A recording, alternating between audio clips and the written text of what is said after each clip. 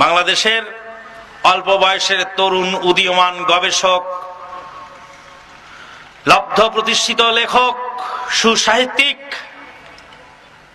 বন্ধুবর শেখ মুজাফফর বিন মুহসিন হাফিজাহুল্লাহ ওয়া রাআহু ওয়া বারাকাল্লাহু ফি ইলমিহি ওয়া হায়াতিহি ওয়া তাগাম্মাদাহুল্লাহু বিগুফরানিহি আল্লাহুম্মা আমিন।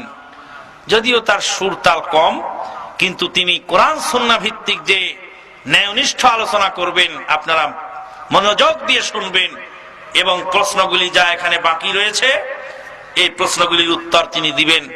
আপনাদের ধৈর্য পর্যন্ত তিনি আলোচনা করবেন, এই অনুরোধ আমরা তার কাছে রেখে এখানে আমি বিদায় আরজ করলাম। আসসালামু আলাইকুম ওয়া রাহমাতুল্লাহি ওয়া বারাকাতুহু। আসসালামু আলাইকুম ওয়া রাহমাতুল্লাহি ওয়া বারাকাতুহু। ইন্নাল হামদালিল্লাহ নাহমাদুহু ওয়া নাস্তাঈনুহু মান ইয়াহদিহিল্লাহু ফালা মুদিল্লা লাহু ওয়া মান ইউদ্লিল ফালা হাদিয়া লাহু ওয়া আশহাদু আন লা ইলাহা ইল্লাল্লাহু ওয়াহদাহু লা শারীকা লাহু ওয়া আশহাদু আন্না মুহাম্মাদান আবদুহু ওয়া রাসূলুহু। আম্মা বা'দু ফাআউযু বিল্লাহি মিনাশ শাইতানির রাজীম। ওয়া তাম্মাত কালিমাতু রাব্বিকা সিদকান ওয়া আদলা লা মুবাদদিলা লিকালিমাতিহি ওয়া হুয়াস সামিউল আলীম। عن سلمة بن أكوع قال سمعت رسول الله صلى الله عليه وسلم يقول من يقول علي ما لم أقل فليتبوأ مقعده من النار رواه البخاري। সম্মানিত সভাপতি, মুহতারাম উলামা কিরাম, সামনে উপবিষ্ট মুসলিম ভাতৃমণ্ডলী, সকলকে আমার পক্ষ থেকে আন্তরিক মোবারকবাদ জানাচ্ছি। আমার আলোচনার বিষয় সমাজে প্রচলিত জয়ীফ ও জাল হাদিস। এ বিষয়ের উপরে সংক্ষিপ্ত আলোচনা করার চেষ্টা করব ইনশাআল্লাহ। আমা তাওফীকি ইল্লা বিল্লাহ আলাইহি তাওয়াক্কালতু ওয়া ইলাইহি উনীব। রাত গভীর হয়েছে, তবে আপনাদেরকে একটু কষ্ট দেব, কারণ বহুদূর থেকে এসেছি। যারা উপস্থিত আছেন অল্প সময় ধৈর্য ধারণ করুন। আমি একান্তভাবে বিশ্বাসী আমাদের আলোচনা অবশ্যই আপনার জীবনে উপকার দেবে ইনশাআল্লাহ। সমাজে চারটি বিষয় সবচেয়ে ক্ষতি করেছে। মুসলিম উম্মার সবচেয়ে যে বিষয়টি ক্ষতি করেছে তার মধ্যে এক নম্বরে আছে জয়ীফ ও জাল হাদিস। 2 নম্বর কুরআন এবং সহিহ হাদিসের ভুল অর্থ। 3 নম্বর আমাদের রচনা করা, তৈরি করা আমূল সমূহ। অনেক ভুল আমূল প্রতিষ্ঠিত আছে সমাজে। আর একটা হলো ইহুদি খ্রিস্টানদের কৃষ্টি কালচার। আমি আপনাকে 2-1টা আমূল এখনই দেখাবো, যে আমলগুলো সমাজে চালু আছে, কিন্তু এই আমলগুলোর কোনো ভিত্তি পৃথিবীতে পাওয়া যায় না। আল্লাহ রাব্বুল আলামিন বলছেন আমিলাতুন নাসিবা, বহু আমলকারী নাসিবা, ক্লান্ত হয়ে গেছে। তাসলা নারান হামিয়া, এই আমলকারী ব্যক্তি দগ্ধিত জ্বলন্ত আগুনের মাঝে নিক্ষিপ্ত হবে। আমলকারী জাহান্নামে যাবে। সূরা গাশিয়া 3 এবং 4 নম্বর আয়াতে আল্লাহ বলছেন। সূরা ফুরকান 23 নম্বর আয়াতে আল্লাহ বলছেন ওয়াকাদিমনা মা আমিলু মিন আমালিন ফাজআলনাহু হাবাআম মানসুরা। আমি কাল কিয়ামতের মাঠে আমলকারীদের আমলগুলো দেখার জন্য যাব। ফাজআলনাহু হাবাআম মানসুরা, অতঃপর আমলগুলো সব নষ্ট করে দেব। আপনি আমল করছেন, কিন্তু এই আমলটি কি শরীয়ত অনুমোদিত? সহিহ মুসলিম 2য় খণ্ডের 77 পৃষ্ঠা একটি হাদিস বর্ণিত হয়েছে। আল্লাহ রাসূল বলছেন মান আমিলা আমালান, কেউ যদি কোনো আমল করে লাইসা আলাইহি আমরুনা, ওই আমলটি করার নির্দেশ আমি মুহাম্মদ দেইনি, ফাহুয়া রাদ্দ, ওইটা প্রত্যাখ্যাত, ওইটা বর্জনীয়। হাদিস তো সহিহ মুসলিমের, আপনি যাবেন কোথায়? আল্লাহ রাসূল বলেছেন, মান আমিলা আমালান, কেউ যদি কোন আমল করে লাইসা আলাইহি আমরুনা, ওই কাজটি করার নির্দেশ আমি মুহাম্মদ দেইনি, ফাহুয়া রদ্দ, ওইটা প্রত্যাখ্যাত, ওইটা বর্জনীয়। প্রমাণিত হচ্ছে আমি যে আমলটি করতে চাইবো অবশ্যই অবশ্যই তার পিছনে দলিল থাকতে হবে যে রাসূল সাল্লাল্লাহু আলাইহি ওয়াসাল্লাম করেছেন বা বলে গেছেন। আপনি দেখান, আপনি কোরআন তেলাওয়াতের পরে বলেন সাদাকাল্লাহুল আযীম, পৃথিবী ব্যাপী চ্যালেঞ্জ থাকতো, শুধু আপনাদের জন্য না, সমগ্র পৃথিবী ব্যাপী চ্যালেঞ্জ থাকলো, মুহাম্মদ সাল্লাল্লাহু আলাইহি ওয়াসাল্লাম কখনো কোরআন তেলাওয়াত করার পরে সাদাকাল্লাহুল আযীম কথাটি বলেছেন কিনা। তবে রাসূল কি বলেছেন সেটা পাওয়া যায়। রাসূলুল্লাহ সাল্লাল্লাহু আলাইহি ওয়াসাল্লাম বলেছেন, সুবহানাকা ওয়া বিহামদিকা আশহাদু আল্লা ইলাহা ইল্লা আনতা আস্তাগফিরুকা ওয়া আতুবু ইলাইকা। ইমাম নাসাইর একটা গ্রন্থ আমালুল ইয়াউমি ওয়াল লাইলা, এই গ্রন্থের 308 নম্বর হাদিস, মা আয়েশা রাদিয়াল্লাহু আনহা তিনি বলছেন, রাসূল সাল্লাল্লাহু আলাইহি ওয়াসাল্লাম যখন কোরআন তেলাওয়াত শেষ করতেন তখন তিনি বলতেন, সুবহানাকা ওয়া বিহামদিকা আশহাদু আল্লা ইলাহা ইল্লা আনতা আস্তাগফিরুকা ওয়া আতুবু ইলাইকা। গোটা পৃথিবীর মানুষ যদি বলে এটা সাদাকাল্লাহুল আযীম, তবুও রাসূলের সুন্নাতের বিরোধী হবে, আপনি তো দূরের কথা। আপনি মুসাফা করার পরে পুনরায় হাত কেন বুকে ঠেকাচ্ছেন? পৃথিবী খুঁজেন, এর দলিল রাসূলুল্লাহ সাল্লাল্লাহু আলাইহি ওয়াসাল্লামের পক্ষ থেকে আছে কিনা, নেই, করলেন কেন আপনি? আমি একটা আমল দেখাচ্ছি, এমন কিছু আমল সমাজে চালু আছে যার কোনো ভিত্তি নেই। আমি বলছি রাসূলুল্লাহ সাল্লাল্লাহু আলাইহি ওয়াসাল্লাম যেটা করেননি, দেখেন এমন একটা জিনিস চালু হয়েছে বর্তমানে, এমন একটা বিষয় চালু হয়েছে সমাজে, অন্যতম একটা বিষয়, আপনিও বলছেন আমিও বলছি, গোটা দেশেই চলছে, টিভি রেডিও চ্যানেলগুলিতে বিটিভিতে সর্বত্রই চলছে, ঈদের মৌসুম আসলেই বলবে ঈদ মুবারক। এটা আপনাদের জানা কথা। একটা দলিল বের করুন তো রাসূলুল্লাহ সাল্লাল্লাহু আলাইহি ওয়াসাল্লামের পক্ষ থেকে কোনো এরকম বিধান আছে কিনা। যদি না থাকে, ধর্ম মনে করে কথা বললেন কেন আপনি? হ্যাঁ, কি বলতে হবে সেটা সাহাবীরা বলেছেন, ওইটা আমি বলতে পারি। ফতহুল বারী দ্বিতীয় খণ্ডের 567 পৃষ্ঠায় একটি হাদিস বর্ণিত হয়েছে, সাহাবা একরাম পরস্পরে দেখা হলে বলতেন ঈদের সময়, তারা বলতেন তাকাব্বালাল্লাহু মিন্না ওয়া মিনকা, আল্লাহ রাব্বুল আলামিন আমাদের পক্ষ থেকে এবং তোমার পক্ষ থেকে কবুল করে নিন। আল্লাহ রাসূলের সাহাবীরা বলেছেন এটা, আর আমি বলতে গেলাম ঈদ মোবারক। অবশ্যই ধর্ম মনে করে করা হচ্ছে, দলিল না থাকলে এই আমল করলে আপনাকে ছেড়ে দেওয়া হবে না। আপনি কোথায় পেলেন? হয়তো আপনি মনে করছেন তাই কি হয়েছে, করলাম তো কি হয়েছে। আজকে আমি চ্যালেঞ্জ ঘোষণা করে যাব, এমন একটি আমল যদি আপনি করেন যার পিছনে কোনো দলিল নেই, তার পরিণাম হবে অত্যন্ত ভয়াবহ। যা ইচ্ছা তাই করবেন মানে? আপনার তো সেই অনুমতি নেই, যা ইচ্ছা তাই করতে গেলেন কেন? অবশ্যই আপনাকে করতে হবে একটা রীতির উপরে। চলছে একটা আমল আর ওইটাকেই মনে করছেন এটাই ভালো আমল, এটা তো চলবে না।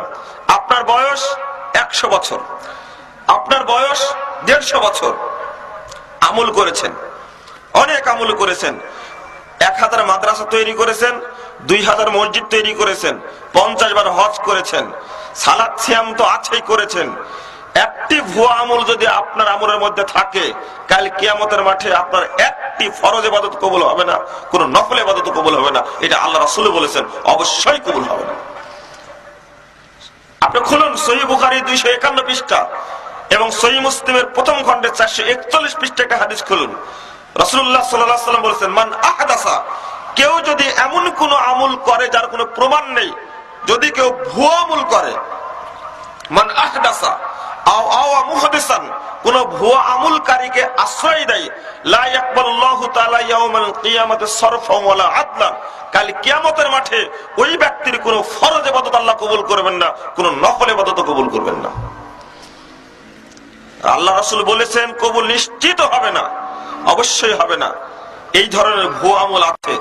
আপনি যখন সালাতের মধ্যে দাঁড়াচ্ছেন, আমি আপনাকে একটা জিনিস দেখাই। রাসূলুল্লাহ সাল্লাল্লাহু আলাইহি ওয়াসাল্লাম সালাতে কিভাবে দাঁড়াতেন, আমল চালু আছে, দলিল কই? আল্লাহ রাসূল সালাতে দাঁড়ানোর সময় পরস্পরকে জামাতে কাতারবদ্ধ হওয়ার সময় বলতেন, পায়ের সঙ্গে পা মিলিয়ে দাঁড়াও। আপনার দেশে চালু আছে কিনা জানি না, তবে আমাদের রাজশাহীতে বহু মসজিদে, অধিকাংশ মসজিদে চালু আছে, এটা পায়ের মাঝে দুইজনা ফাঁক করে দাঁড়ানো হয়। এই নিয়ম চালু আছে। দলিল কেন আপনি এভাবে দাঁড়ালেন? দলিল যদি না থাকে এর জবাব আপনাকে দিতেই হবে। পক্ষান্তরে রাসূলুল্লাহ সাল্লাল্লাহু আলাইহি ওয়াসাল্লামের পক্ষ থেকে হাদিস আসছে, তাবরানী আওসাত 5797 নম্বর হাদিস। রাসূলুল্লাহ সাল্লাল্লাহু আলাইহি ওয়াসাল্লাম বলেছেন, মান সাদ্দা ফুরজাতান ফি সাফিন। হাদিসটা আমল করার চেষ্টা করবেন। ফজিলত নাই বলে সহিহ হাদিসে ফজিলত নেই। মাইকের আওয়াজ যত দূর যাচ্ছে, সমস্ত মানুষকে আহ্বান করছি, এই হকের দাওয়াত দিয়ে গেলাম, কাল কিয়ামতের মাঠে প্রমাণ হবেই হবে, ইনশাআল্লাহ হবে। এই যাবতীয় গাছপালা, মাটি, দোকানপাট সবকিছু সাক্ষী থাকলো। এই কথা বলে গেছিলাম নবীগঞ্জে এসে, কাল কিয়ামতের মাঠে আল্লাহ অবশ্যই আপনার হিসাব নিবেই, ছেড়ে অবশ্যই দিবেন না। হাদিস শুনে যাচ্ছি, এই হাদিস সহিহ সনদে বর্ণিত হয়েছে। রাসূলুল্লাহ সাল্লাল্লাহু আলাইহি ওয়াসাল্লাম বলেন, মান সাদ্দা ফুরজাতান ফি সাফিন। কোন ব্যক্তি, যে ব্যক্তি কাতারের মাঝের ফাঁক বন্ধ করে দাঁড়ালো, পায়ের সঙ্গে পা মিলিয়ে দাঁড়ালো, ফাঁক বন্ধ করে দাঁড়ালো, রাফাল্লাহু লাহু দারাজাতান। আল্লাহ রাব্বুল আলামিন তার সম্মান বৃদ্ধি করে দিবেন। ওয়া বানাল্লাহু লাহু বাইতান ফিল জান্নাহ। এবং আল্লাহ রাব্বুল আলামিন তার জন্য জান্নাতে একটি ঘর তৈরি করবেন। এই ফজিলত আপনি নির্দেশ ফজিলত মানলেন না, অথচ আমি আপনি ফাঁক করে দাঁড়াচ্ছি। গোটা দেশের সালাতের অবস্থা একই, গোটা দেশের অবস্থা একই। আজ থেকে নিয়ে 1200 বছর পূর্বে ইমাম আহমদ বিন হাম্বল তিনি জগৎবাসীকে লক্ষ্য করে বলছেন, ইমাম আহমদ বিন হাম্বল রাহিমাহুল্লাহর জন্ম 164 হিজরিতে, মৃত্যু 241 হিজরিতে। আজকের কথা নয়, আজকে চলছে 1433 হিজরি। রাসূলুল্লাহ সাল্লাল্লাহু আলাইহি ওয়াসাল্লামের সালাত সেই সময় সম্পর্কে বলছেন, আমি অন্তত 100-র অধিক মসজিদে সালাত আদায় করলাম। ইমাম আহমদের বাড়ি ছিল বাগদাদে। বাগদাদের বসে থেকে তিনি বলছেন, এটা পাবেন তাবাকাতুল হুফাজ, তাবাকাতুল হানাফিলা প্রথম খণ্ডের 556 পৃষ্ঠা। তিনি বলছেন যে আমি দেখলাম 100টি মসজিদে সালাত আদায় করলাম, তার বেশি মসজিদে সালাত আদায় করলাম, কিন্তু মা রাআইতু সালাত রাসূলুল্লাহ সাল্লাল্লাহু আলাইহি ওয়াসাল্লাম, কোন মসজিদে আমি রাসূল সাল্লাল্লাহু আলাইহি ওয়াসাল্লামের সালাত আমি দেখতে পেলাম না। আপনি হয়তো বিশ্বাস করছেন না, 1200 বছর আগের কথা এটা। রাসূলের সালাত 100টি মসজিদে নয়, আমি নিশ্চিত বলতে পারি আজকে 1200 বছর পরে বাংলার অধিকাংশ মসজিদে মুহাম্মদ সাল্লাল্লাহু আলাইহি ওয়াসাল্লামের সালাত নয়, যদিও বা আপনাদের এলাকার নাম নবীগঞ্জ। জানি না অবস্থা কি, তবে বলে যাচ্ছে আল্লাহ রাসূল বললেন এটা, যে পায়ের সাথে পা মিলিয়ে দাঁড়ালে আল্লাহ সম্মান বৃদ্ধি করে। কিন্তু আমার চাচা বলে, আমার দাদা বলে যে তুমি হলো ছোট মানুষ, বয়সে ছোট, আর মুরব্বী মানুষের সাথে পায়ের সাথে পা লাগিয়ে দিলে তোমার ইজ্জত নাই, তোমার সম্মান বোঝো না। আল্লাহ রাসূল বলছেন পায়ের সাথে পা মিলিয়ে দাঁড়ালে আল্লাহ সম্মান বৃদ্ধি করে, আর আমার দাদা বলছে সম্মান নষ্ট হয়। আপনি কোনটা নিবেন? আমি আরেকটা আমল দেখে আমি জাল এবং জয়ীফ হাদিসের দিকে যাব। এইগুলা যেগুলো বলছি এর কোনো ভিত্তি পৃথিবীতে পাওয়া যাবে না। আরেকটা খুব প্রসিদ্ধ আমল গোটা মসজিদে চালু আছে, সমস্ত জায়গায় চালু আছে। তার মধ্যে একটা, সালাতে বসে আপনি তাশাহুদ যখন পড়েন, পড়ার সময় টুপ করে আঙ্গুলটা নাড়িয়ে রেখে দেন, আপনি একবার মেরে রেখে দেন। এই আমল চালু নেই? অবশ্যই আছে, অবশ্যই আছে। এর দলিল কোথায়? গোটা পৃথিবী ব্যাপী চ্যালেঞ্জ থাকলো, আপনি একটা দলিল বের করতে হবে আছে কিনা এই দলিল। তবে রাসূলুল্লাহ সাল্লাল্লাহু আলাইহি ওয়াসাল্লাম তিনি এইভাবে হাত রেখে নড়াতেই থাকতেন, এটাই হলো সুন্নাত। চোখটা এই জায়গায় থাকবে আর এভাবে নড়াতেই থাকতে হবে, যতক্ষণ তাশাহুদ পড়বো ততক্ষণ নড়াতে হবে, এটা সুন্নাত। আপনি খুলুন সহিহ মুসলিম 1336 এবং 1338 নম্বর হাদিস, এবং আবু দাউদ 989 নম্বর হাদিস, 990 নম্বর হাদিস খুলুন, স্পষ্ট সেখানে দলিলটা আপনি পেয়ে যাবেন। রাসূলুল্লাহ সাল্লাল্লাহু আলাইহি ওয়াসাল্লাম নড়াতেন, কিন্তু একবার টুপ করে মানতেন এই মর্মে কোনো হাদিস, এমনকি জাল হাদিসও বর্ণিত হয়নি এর পক্ষে, মিথ্যা হাদিসও বর্ণিত হয়নি, কিন্তু চালু আছে এটা। বলছিলাম যে সমাজে আমল চালু আছে, আপনাকে যে কোনো আমল করলেই হবে। যদি আমল করেন এমন আমল যেটা রাসূল করেননি, আল্লাহ রাসূলকে অপমান করা হবে। আর একটি আমলের কথা না বললেই পারবো না, সেটা হলো আমাদের দেশে সর্বত্রই চালু আছে, সব জায়গায় চালু আছে, মানুষ দেদারছে করছে। ফরজ সালাতের পরে, এই জালসা সমিতির পরে, বিবাহর পরে, ঈদের পরে, জানাজার সালাতে মানুষকে দাফন করার পরে, এখন ঢাকাতে শুরু হয়েছে জানাজার সালাতের পরই লাশ দাফন করার আগেই মুনাজাত নামে একটা পদ্ধতি চালু আছে। গোটা পৃথিবীব্যাপী যদি দেখেন মুহাম্মদুর রাসূলুল্লাহ সাল্লাল্লাহু আলাইহি সাল্লামটা করেছেন কিনা, করলে অবশ্যই দলিল থাকতে হবে। দলিল না থাকলে আপনি মানতে পারবেন না, যতই সুস্বাদু মনে হোক না কেন। সুস্বাদু তো আপনার চোখে, একটা আমল করছেন, ওই আমলটা আপনার চোখে ভালো, কিন্তু ওইটা আপনার চোখে ভালো হলে হবে না, ওইটা ভালো হতে হবে আল্লাহর চোখে এবং মুহাম্মদ সাল্লাল্লাহু আলাইহি সাল্লামের চোখে ভালো হতে হবে। আপনার চোখে কোনটা ভালো না? সবই আপনার চোখে ভালো। মানে আপনি গ্রামীণ ব্যাংকে, ব্রাক ব্যাংকে, আশা ব্যাংকে বউকে কিস্তি দিয়ে বেড়াচ্ছেন, সুদ খাচ্ছেন, এটাও আপনার চোখে ভালো। আপনার চোখে প্রতিদিন সকালে দাড়ি চেঁচে সুন্দর করে বাড়ি থেকে বেরিয়ে যাচ্ছেন, এটাও আপনার চোখে ভালো। আপনার বউকে, আপনার স্ত্রীকে বাড়ি থেকে নবীগঞ্জ বাজারে পাঠিয়ে দিচ্ছেন, আপনার বইয়ের কোনো কাপড় নেই, মুখ খোলা মাথা খোলা কাপড় নেই, এটাও আপনার চোখে ভালো। আপনি দিব্যি নিয়মিত হারাম খাচ্ছেন, বিড়ি, সিগারেট, জর্দা, গুল, আলাপাতা খেয়ে মুখটাকে নষ্ট করে রাখছেন, এটাও আপনার চোখে ভালো। আপনার কাছে তো সবই ভালো। আশ্চর্য, আপনার দ্বন্দ্ব ওই জায়গায় কেন? আপনি টাকনুইসে কাপড় পরে প্রতিদিন অফিসে যান, এটাও আপনার চোখে ভালো। আপনি দাড়ি সেটে একবারে নোংরা মার্খা মুখ নিয়ে আপনি যান যে না, এটাও আপনার চোখে ভালো। আমি বলছি যে আপনার চোখে কোনটা ভালো না? সবই তো ভালো দেখছি। শরীয়ত কি আপনার চোখে ভালো হবে? কখনোই না। আপনার চোখ দিয়ে শরীয়তকে দেখলে হবে না, শরীয়ত দেখতে হবে আল্লাহ এবং মুহাম্মদ রাসূলুল্লাহ সাল্লাল্লাহু আলাইহি ওয়াসাল্লাম চোখ দিয়ে দেখতে হবে কোনটা ভালো। আল্লাহ রাব্বুল আলামিন বলেছেন, লাকাদ কানা লাকুম ফি রাসূলিল্লাহি উসওয়াতুন হাসানাহ। গোটা পৃথিবীব্যাপী আল্লাহ রাব্বুল আলামিন পরিষ্কার করে বলেন, লাকাদ কানা লাকুম ফি রাসূলিল্লাহি উসওয়াতুন হাসানাহ। পৃথিবীর মধ্যে একমাত্র ব্যক্তি মুহাম্মদ সাল্লাল্লাহু আলাইহি ওয়াসাল্লামের মধ্যে রয়েছে তোমাদের জন্য সর্বোত্তম আদর্শ। পৃথিবীর কোন বৈজ্ঞানিক, কোন দার্শনিক, কোন পণ্ডিত, কোন মনীষী, কোন ফকিহ, কোন মুহাদ্দিস, কোন মুফাসসির, কোন পণ্ডিত, খতিব, বক্তা, এমপি, মন্ত্রী, মহাসচিব যাই হোক না কেন, মুহাম্মদ সাল্লাল্লাহু আলাইহি ওয়াসাল্লামের মতো শ্রেষ্ঠ ব্যক্তি পৃথিবীর আর কেউ হবে না। যদি এটাই হয়, আপনাকে মুহাম্মদ রাসূলুল্লাহ সাল্লাল্লাহু আলাইহি ওয়াসাল্লামের আদর্শ মেনে নিতেই হবে, বিকল্প কোনো পথ নাই। যদি অন্যের আদর্শ আপনি গ্রহণ করেন, তাহলে অবশ্যই মুহাম্মদ সাল্লাল্লাহু আলাইহি ওয়াসাল্লামকে অপমান করা হলো, এটা ভেবে রাখবেন। হ্যাঁ, বলছিলাম যে আপনার চোখে তো সবই ভালো। আপনি দেখুন চলছে মুনাজাত, দলিল নেই এর পিছনে। আমি বললাম কোনো দলিল নেই, তবে আমি বলবো না যে হাত তুলে মুনাজাত করবেন না। হাত তুলে মুনাজাত করার অনেক হাদিস বর্ণিত হয়েছে। আপনি একাকি করেন। আবু দাউদের 209 পৃষ্ঠা একটি হাদিস বর্ণিত হয়েছে। আবু দাউদ 209 পৃষ্ঠায় একটি হাদিস বর্ণিত হয়েছে। রাসূলুল্লাহ সাল্লাল্লাহু আলাইহি ওয়াসাল্লাম বলেন পরিষ্কার, ইন্না রাব্বাকুম হাইয়ুন কারীমুন। তোমাদের রব সম্মানিত, তোমাদের রব লজ্জাশীল। ইজা রাফাল আবদু ইয়াদাইহি, যখন কোন বান্দা আল্লাহর কাছে দুইখানা হাত তুলে, লা ইউরদ্দুহুমা সিফরান, আল্লাহ রাব্বুল আলামিন তাকে খালি হাত ফেরত দেন না। সহিহ হাদিস বর্ণিত হয়েছে। আপনি হাত তুলে দোয়া করুন। রাসূলুল্লাহ সাল্লাল্লাহু আলাইহি ওয়াসাল্লাম কবরে পাড়ে গিয়ে তিনবার হাত তুলে দোয়া করলেন।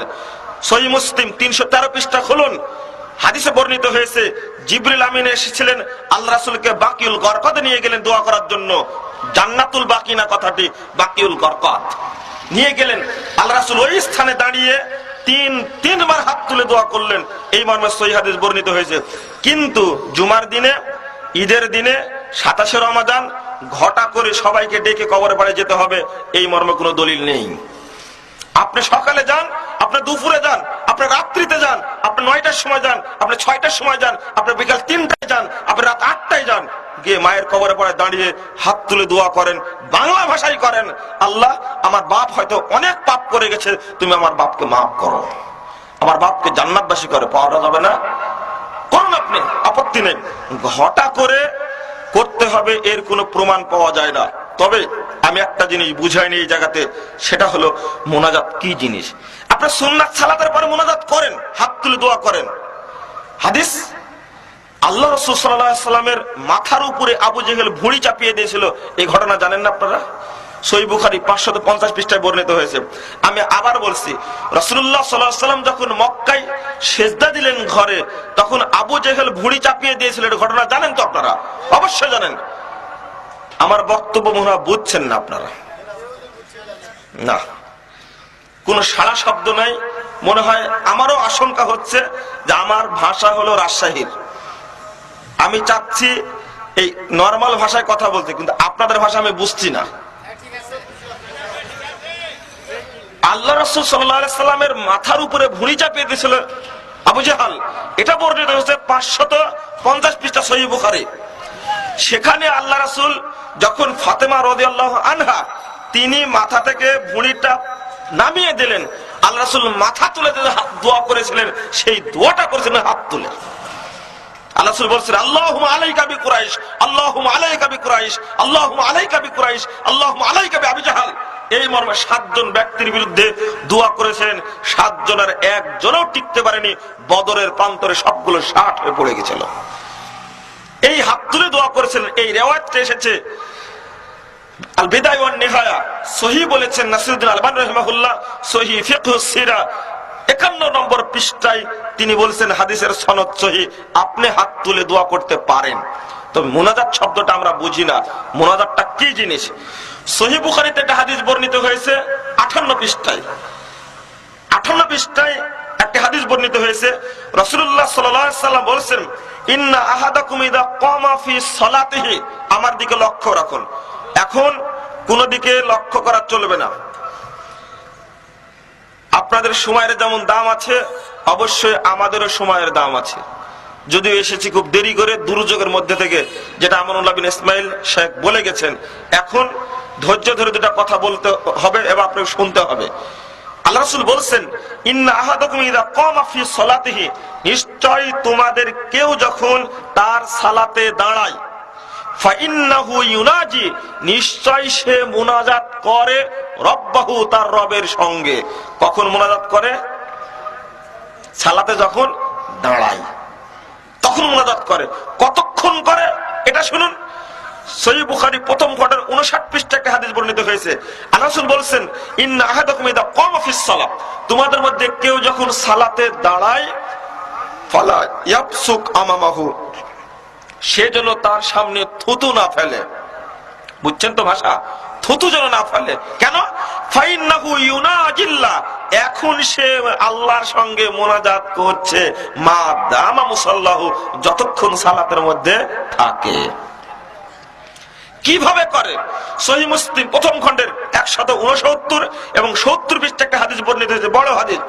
আল্লাহ রাব্বুল আলামিন বলেন, আল্লাহ রাসূল বলেন, ক্বাল আল্লাহু তাআলা, আল্লাহ তাআলা বলেন, কসমতু সালাতা বাইনি ওয়া বাইনা আবদি নিসফাইন, আমি সালাতকে, আমি নামাজকে 2 ভাগে ভাগ করেছি, এক ভাগ আমার জন্য, এক ভাগ বান্দার জন্য। ওয়াইদা ক্বাল আবদু আলহামদুলিল্লাহি রাব্বিল আলামিন, বান্দা যখন বলে যাবতীয় প্রশংসা জগৎ সমূহের প্রতিপালক আল্লাহর জন্য, ক্বাল আল্লাহু তাআলা হামিদানি আবদি, তখন আল্লাহ তাআলা জবাবে বলেন, আমার বান্দা আমার প্রশংসা করলো। ওয়াইদা ক্বাল আবদু আর রহমানির রহিম, যখন বান্দা বলে পরম করুণাময় দয়ালু আল্লাহ তাআলা, ক্বাল আল্লাহু তাআলা, আল্লাহ তাআলা তখন বলেন, আসনা আলাইয়া আবদি, আমার বান্দা আমার গুণগান করলো। ওয়াইদা ক্বাল আবদু মালিক ইয়াউমিদ্দিন, বান্দা যখন বলে যে বিচার দিবসের মালিক একমাত্র আল্লাহ তাআলা, ক্বাল আল্লাহু তাআলা, আল্লাহ তাআলা বান্দাকে জবাবে বলেন, মাজ্জাদানি আবদি, আমার বান্দা আমাকে সম্মান দান করলো।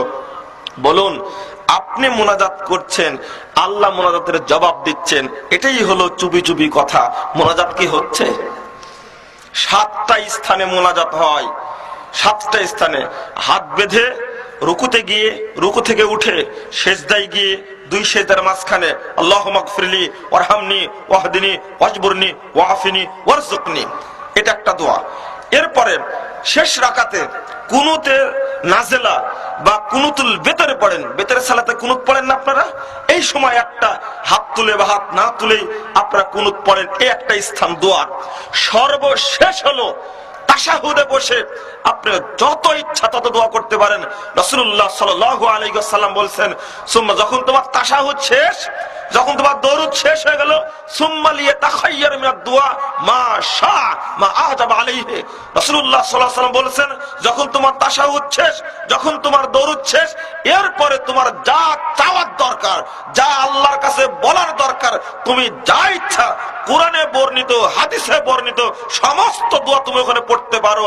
সহিহ বুখারী প্রথম খণ্ডের 115 পৃষ্ঠা খুলুন। এরপরে দোয়া যখন শেষ হয়ে গেল, আসসালামু আলাইকুম রাহমাতুল্লাহ, আসসালামু আলাইকুম রাহমাতুল্লাহ, সালাম ফিরিয়ে দিলেন। বলুন তো, মোবাইলে আপনি কথা বলছিলেন, বলতে বলতে মোবাইলে কথা বলতে বলতে যখন আপনি বলছেন, সালাম দিলেন আসসালামু আলাইকুম, ঢাকা থেকে বলছে ওয়ালাইকুম আসসালাম, কোথায় আছেন? আমি ঢাকায় আছি, কেমন আছে? কথা শেষ হয়ে গেল, পরে যখন লাইন কেটে দিলেন, এরপরে আর কথা হবে? এটাই তো মোনাজাত হলো। এরপর হবে জিকির। যখনই সালাম ফিরিয়ে দিলেন, তখন যে দোয়াটি পড়ি আমরা, যে দোয়াটি পড়ি, সেই দোয়াটি কি? রব্বানা আতিনা ফিদ দুনিয়া হাসানা ওয়া ফিল আখিরাতি হাসানাতাও ওয়া কিনা আযাবান নার, রব্বানা ফাগফির লানা যুনুবানা ওয়া কাফফির আন্না সাইয়্যাতিনা ওয়া তাওয়াফানা মা'আল আবরার, রব্বানা যালামনা আনফুসানা ওয়া ইল্লাম তাগফির লানা ওয়া তারহামনা লানাকুনান্না মিনাল খাসিরিন। আবার বলেন না যেন এরা দোয়াই জানে না তাই দোয়া তুলে দিয়েছে, এটা ভুল। আমি বলবো, এই দোয়াগুলো যে পড়েন সালাম ফিরানোর পরে, মুহাম্মদুর রাসূলুল্লাহ সাল্লাল্লাহু আলাইহি ওয়াসাল্লাম কি পড়েছেন এই দোয়াগুলি? আমি আজকে দেখিয়ে দিয়ে যাচ্ছি আপনাকে, রাসূল সাল্লাল্লাহু আলাইহি ওয়াসাল্লাম এই দোয়াগুলো সালাম ফিরানোর আগে পড়েছেন, সালাম ফিরানোর পরে পড়েননি। আগে পড়েছেন রব্বানা আতিনা ফিদ দুনিয়া হাসানা ওয়া ফিল আখিরাতি হাসানাতাও ওয়া কিনা আযাবান নার, এই দোয়া আল্লাহ রাসূল পড়েছেন সালাম ফিরানোর আগে। হাদিস মাজমাউজ যাওয়ায়েদ, মাজমাউজ যাওয়ায়েদ 2 নম্বর খণ্ডের 214 পৃষ্ঠা খুলুন, হাদিস পাবেন। রাসূলুল্লাহ সাল্লাল্লাহু আলাইহি ওয়াসাল্লাম আগে পড়েছেন সালামের আগে, সালামের পরে হবে দোয়া, জিকির হবে। আল্লাহ রাব্বুল আলামিন বলেন এই মারবে, সোজা কথা শুনে নিন। আল্লাহ রাব্বুল আলামিন বলেন, ইদা ফাইদা কদাইতুমুস সালাহ, যখন তোমরা সালাত শেষ করবে, ফাজকুরুল্লাহ, তখন জিকির করো, কিয়ামাও, দাঁড়িয়ে দাঁড়িয়ে করো, কুউদান, বসে বসে করো, ওয়া আলা জুনুবিকুম, অথবা তোমরা শুয়ে শুয়ে করো। সূরা নিসা 103 নম্বর আয়াত। হ্যাঁ, আমি আলোচনা করতে যাচ্ছিলাম অন্যদিকে, কিন্তু মাঝখানে কথাটি বলার জন্য আসলাম এই দিকে যে মানুষ আমল করছে বটে, কিন্তু ওই আমলের পক্ষে কোনো দলিল পাওয়া যায় না। দলিলবিহীন আমল করতে গেলেই সমস্যাটা হবে। আল্লাহ রাব্বুল আলামিন বলছেন, পরিষ্কার ভাষায় বলছেন, পরিষ্কার ভাষায় বলছেন আল্লাহ রাব্বুল আলামিন, কুল হাল নুনাব্বিকুম বিল আখসারিনা আমালা, আমি কি তোমাদেরকে জানিয়ে দেব, হে মুহাম্মদ আপনি বলুন, আমি কি তোমাদেরকে বলিয়ে দেব আখসারিনা আমালা, অনেক ক্ষতিগ্রস্ত ব্যক্তি সম্পর্কে। আমলকারী ক্ষতিগ্রস্ত হচ্ছে, আল্লাযিনা দাল্লা সাইয়ুহুম ফিল হায়াতিদ দুনিয়া, যারা দুনিয়াবী জীবনে ক্ষতিগ্রস্ত হচ্ছে, পথভ্রষ্ট হচ্ছে আমল করে, অহুম ইয়াহসাবুনা আন্নাহুম ইয়াহসিনুনা সুনা, অথচ মনে করছে আমরা ভালো আমলই করে যাচ্ছি। সুতরাং আমি আপনাদের অনুরোধ করব, আমল দেখে করতে হবে। তার মধ্যে অন্যতম একটা আমল চালু আছে সমাজের বুকে, জয়ীফ এবং জাল হাদিস। এবং জয়ীফ ও জাল হাদিসের কারণে গোটা মুসলিম উম্মার ঐক্য ভেঙে খান খান হয়ে গেছে। ঐক্য নাই, ঐক্য আপনাকে টিকিয়ে রাখতে হবে কিভাবে? আপনি বলবেন, মনে করছেন যে জয়ীফ এবং জাল হাদিসের মধ্যে ঐক্য নষ্ট হয়েছে, মানে হ্যাঁ, ঐক্য নষ্ট হয়েছে। সব জায়গায় গোটা বাংলাদেশের চিত্র একরকম হয়ে গেছে, এই রকমই হয়েছে বাংলাদেশের চিত্র। আমার সাথে আপনার মিল নেই, আপনি একটা আমল করছেন, ওই আমলটি আমি আলাদা ভাবে করছি, এরকম আছে না বাংলাদেশে? আছে মানে কি, সর্বত্রই। যদি আকীদাগত দিক দেখতে যায়, বাংলাদেশের অধিকাংশ মানুষই আকীদার অনুসারী, আমার বাপদাদার আকীদার অনুসারী। যেমন যদি এই উদাহরণ দেই, গোটা দেশের মানুষের আকীদা হলো যত কল্লা তত আল্লাহ। এই আকীদা আছে কিনা বলো তো? অধিকাংশ অবশ্যই আছে। গোটা দেশের আকীদা সম্পর্কে যদি এই ধারণা হয় যত কল্লা তত আল্লাহ। অবশ্যই এটা একটা হাদিস। আপনি বলবেন যে আশ্চর্য, হাদিস মানে? হ্যাঁ, এটা হাদিস। তো যদি হাদিস জাল না করা হতো, গোটা পৃথিবীর মানুষ বিশ্বাস করত আল্লাহ রাব্বুল আলামিন আছেন আরশের উপরে সমাসীন। আল্লাহ বলে দিয়েছেন আর রহমান আলাল আরশি ইস্তাওয়া, রহমান আল্লাহ হলেন আরশের উপরে সমাসীন। সূরা তাহা 5 নম্বর আয়াত আল্লাহ নিজেই বলেছেন আল্লাহ আরশের উপরে সমাসীন। কিন্তু আমি এবং আপনি একটা জাল হাদিস তৈরি করলাম। বহুদিন পূর্বে হাদিস তৈরি করা হয়েছে, কুলুবুল মুমিন আরশুল্লাহ, মুমিনদের হৃদয়গুলো হলো আরশ। আল্লাহ যেহেতু আরশ আছে, মুমিনদের হৃদয়টাকে আরশ বানায় দিলাম। তো যত মুমিন আছে তত মুমিনের ভিতরে আল্লাহ আছে। আরেকটা জিনিস, আল কলবু বাইতুর রব্বে, অন্তর হলো আল্লাহর ঘর। আর প্রত্যেকটা জিনিসের অন্তর আছে, আছে না অন্তর? এই মোবাইলের একটা অন্তর আছে না? কি এটা? সিম কার্ড, মেমোরি কার্ড আছে। এখানেও আল্লাহ আছে। এই মাইকটার মধ্যেও আল্লাহ আছে। আল কলবু বাইতুর রব্বে, আমি বলছি না কুলুবুল মুমিন আরশুল্লাহ, মুমিনদের হৃদয় হলো আল্লাহর আরশ। এই মিথ্যা ঘটনা তৈরি হয়েছে বহুদিন পূর্বে। তাফসিরে হাক্কি নামক একটা গ্রন্থ আছে। এই গ্রন্থের 4 নম্বর খণ্ডের 50 পৃষ্ঠায় আলোচনা করা হয়েছে। আর এটাকে জাল কথা বলেছেন আল্লামা ইমাম সাগানি প্রথম খণ্ডের 70 নম্বর সিরিয়ালে নিয়ে আসছে, 50 পৃষ্ঠায় প্রথম খণ্ডের। আপনি দেখুন আলোচনা। আর একটা হলো প্রত্যেকটা জিনিসের অন্তর আছে, আর অন্তরটাই হলো আল্লাহর ঘর। এই জন্য তো বলা হয় যত কল্লা তত আল্লাহ। এটা হলো হিন্দুদের আকীদা, হিন্দুদের ধারণা। হিন্দুদের বিশ্বাস হলো যেদিকে দেখতে পাবে তাকাবে সেই দিকে ঈশ্বরকে দেখতে, ভগবানকে দেখতে পাবে। মানে আপনারা জানেন হরির উপরে হরি, হরি শোভা পায়, হরিকে দেখিয়া হরি হরিতে লুকায়। আপনারা তো জানেন, দেখছি। বলুন তো সবগুলোই কি হরি হয়ে গেল না? যদি যেদিকে তাকাও সেদিকে আল্লাহকে দেখতে পাবে, তুমি ঈশ্বরকে দেখতে, ভগবানকে দেখতে পাবে। এই আকীদা কি মুসলমানদের আকীদা? বহুদিন পূর্বে তৈরি করা হয়েছে। হরির উপর হরি, হরি শোভা পায়, হরিকে দেখিয়া হরি হরিতে লুকায়। এটা তো আপনারা জানলেন। এই আকীদা কি মুসলমানদের আকীদা? যে না, আল্লাহ কোথায় আছেন? আরশের উপরে। আল্লাহর দৃষ্টি, আল্লাহর ক্ষমতা, আল্লাহর শক্তি সর্বত্র বিরাজমান। আর একটা যদি আকীদা দেখায় আপনাকে, আমরা বলছি আল্লাহ নিরাকার সত্তা, আল্লাহর আকার রয়েছে। যদি নাই থাকবে, সহিহ মুসলিমের প্রথম খণ্ডের 66 পৃষ্ঠা খুলুন, কাল কিয়ামতের মাঠে আল্লাহ রাব্বুল আলামিনকে মানুষ দেখতে পাবে। সবচেয়ে ফালিয়ামাল আমালান সালিহ ফামান কানা ইয়ারজু লিকা রাব্বিহি, জান্নাতে আল্লাহকে দেখবো আমরা।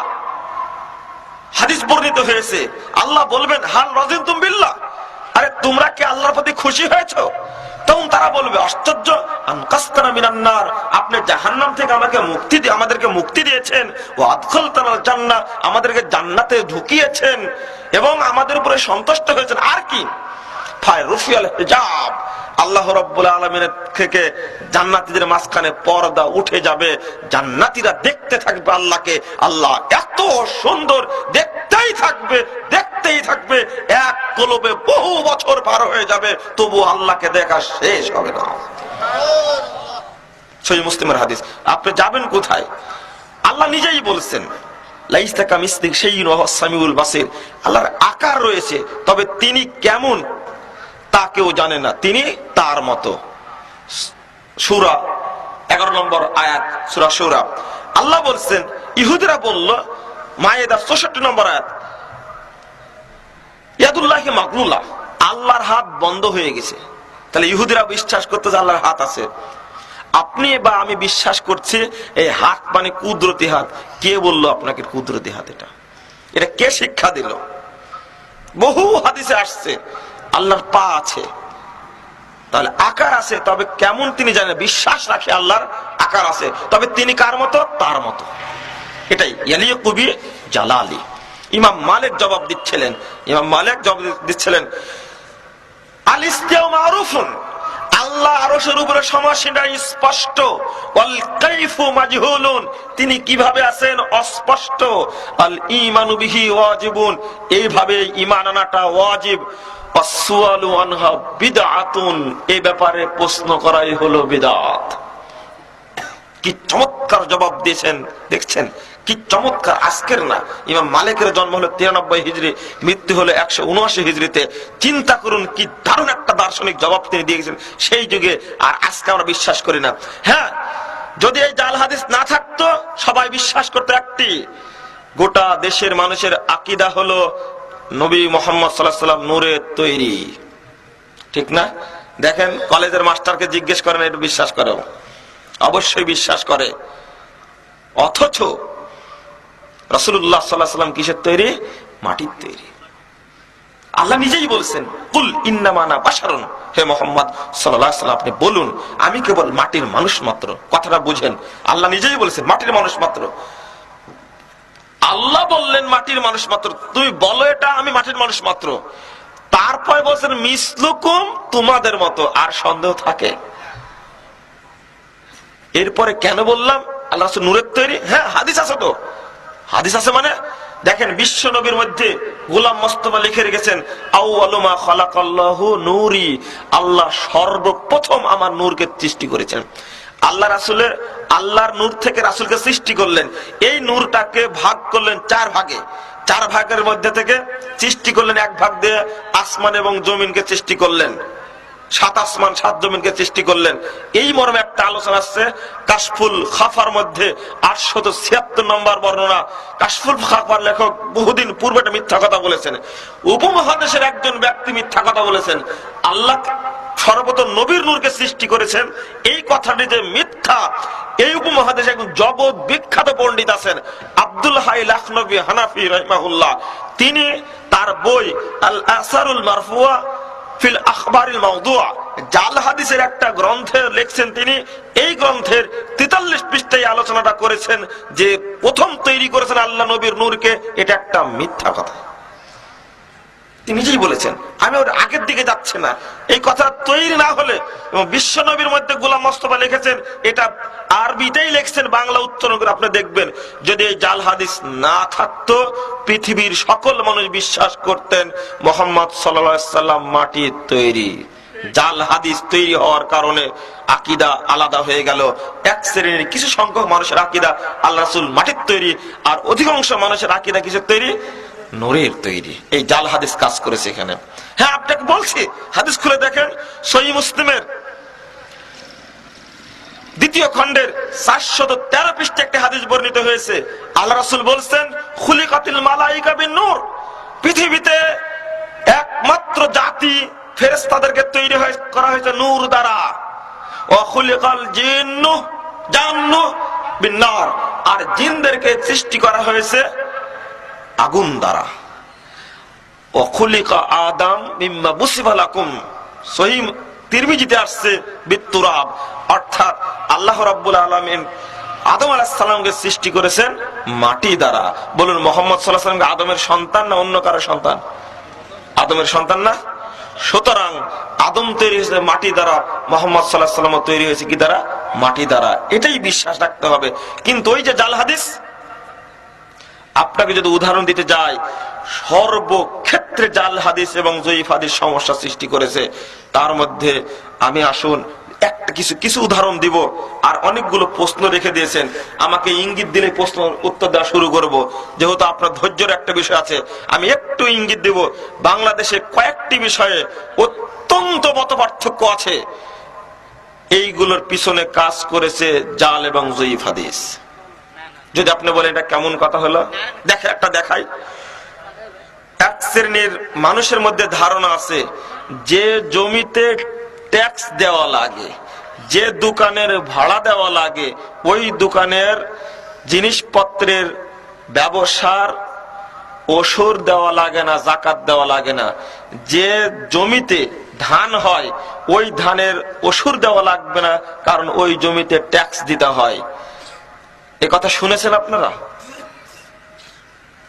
বাংলাদেশে অন্তত লাখো লাখো ধনী মানুষ এই হাদিসটার কারণে দেয় না, ওষুধ দেয় না, দরিদ্র আর দরিদ্র হচ্ছে। হাদিস আছে এর পক্ষে, যে এর পক্ষে হাদিস আছে। হাদিসটা কি? বাইহাকির মধ্যে 4 নম্বর খণ্ডের 31 পৃষ্ঠা একটা হাদিস আছে, লা ইয়াস্তামিউ আলাল মুসলিমি খরাজুন ওয়া উশরুন। কোন মুসলিম ব্যক্তির উপরে একটা জমির ট্যাক্স দেওয়া, খাজনা দেওয়া, আবার ওই জমির ফসলের ওষুধ দেওয়া, এটা লাগবে না। এটা হাদিস। তবে ইমাম বাইহাকি হাদিসটি বর্ণনা করলেন। ইমাম বাইহাকি হাদিসটি বর্ণনা করলেন। বর্ণনা করার পরে ইমাম বাইহাকি নিজেই বলছেন ইসনাদহু বাতিলুন, এর সনদটা মিথ্যা সনদ।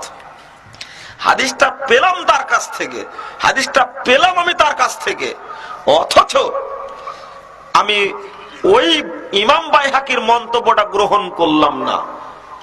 আল্লাহ বলছেন ওয়াতু হাক্কাহু ইয়াওমা হাসাদি, যেদিন ফসল কাটবে সেই দিন তোমাকে হক বের করে দিতে হবে। আনাম 141 নম্বর আয়াত। আপনি আল্লাহর ভাষাটা দেখেন আর জাল হাদিসের কথা দেখেন। এই নবীগঞ্জের বহু দোকান আছে, হয়তোবা ব্যবসায়ীরা যাকাত বের করে না, কারণ দোকানের ভাড়া দেওয়া লাগে, তাই ওই যে জাল হাদিস তৈরি করে রাখছে। আপনারা নেন, বাংলাদেশের অধিকাংশ মানুষই আদাসা ফেতরা দিয়ে থাকেন ইরাকের সা অনুযায়ী। হয়তো কষ্ট পাবেন বললে, আদাসা ফেতরা দেওয়া হয় কেন? ফেতরা দেওয়া হয় আদাসা অনুযায়ী 50 টাকা, 55 টাকা। অথচ রাসূলুল্লাহ সাল্লাল্লাহু আলাইহি ওয়াসাল্লাম 1 সা ফেতরা দিতেন মদিনার সা অনুযায়ী। 1 সা মদিনার অনুযায়ী হয় 2.5 কেজি চাউল। 2.5 কেজি চাউলের দাম অন্তত এখন 100 টাকা।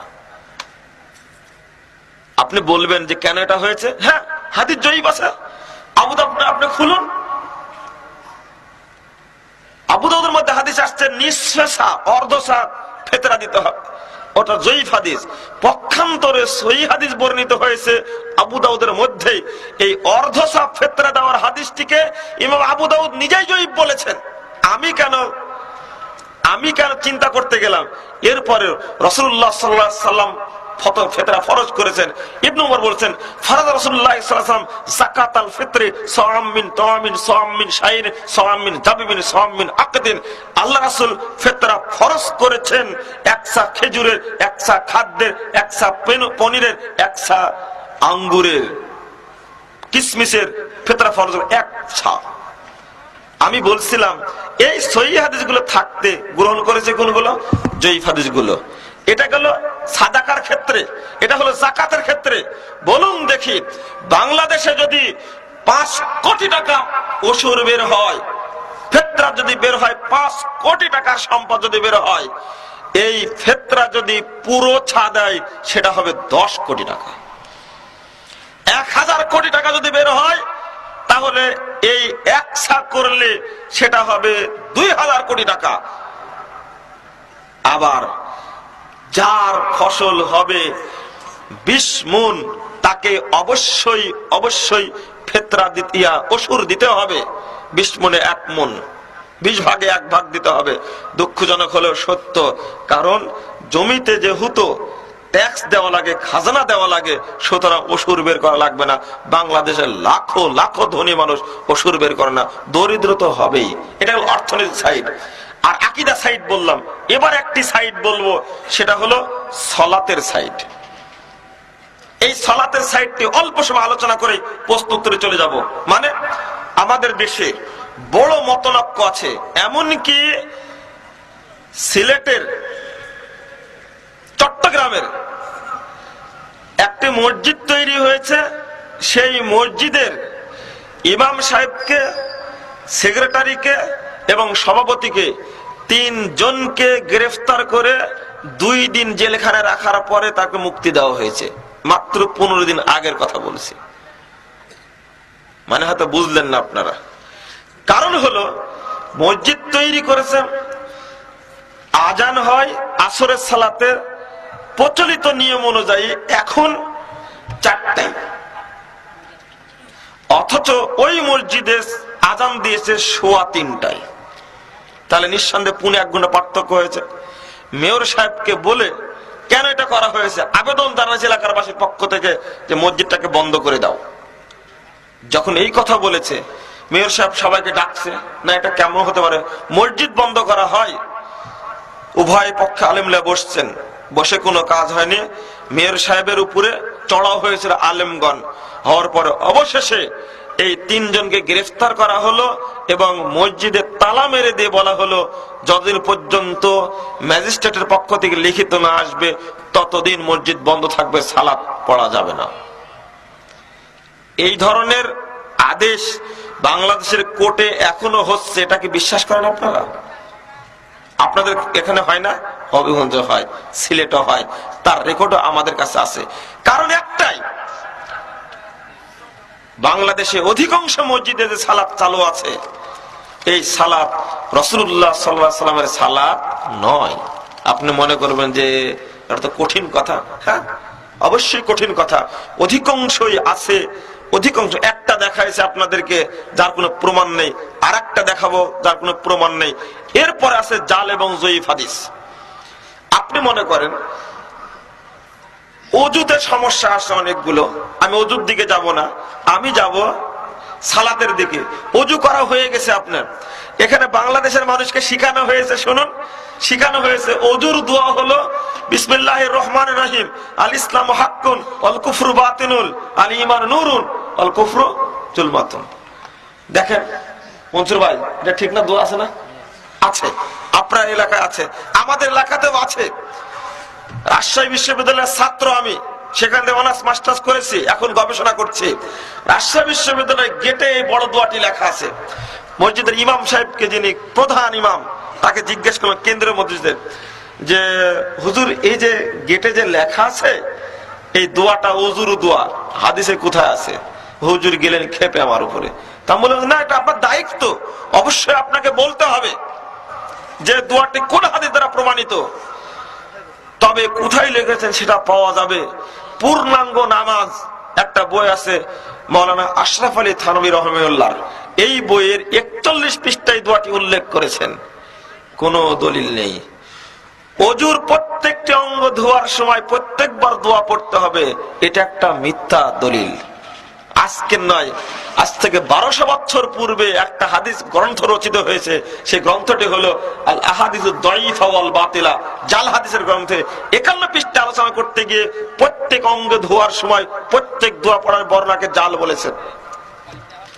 অজু করার সময় আরো কিছু পদ্ধতি অবলম্বন করা হয়, তার মধ্যে একটি হলো যে অজু করতে হলে আপনাকে বসতে হবে উঁচু জায়গার উপরে। কোনো দলিল নাই, যে কোনো জায়গায় বসে অজু করেন।